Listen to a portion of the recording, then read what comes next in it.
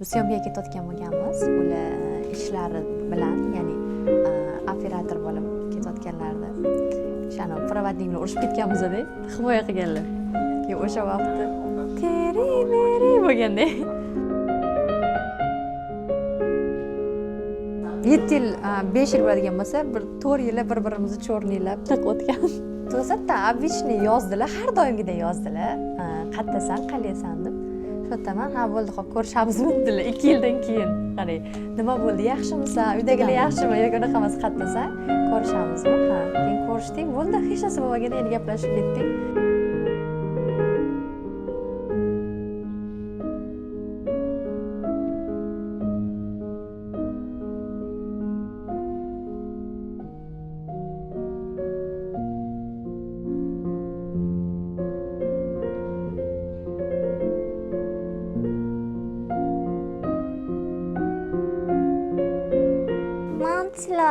Bu opa bugun bilasizmi, bugun zo'r sizga mazza. Ha. Nimaga aytaymi? Nimaga? Chunki siz ertalab turganingizda nima kiyishingizni bilasiz bugun.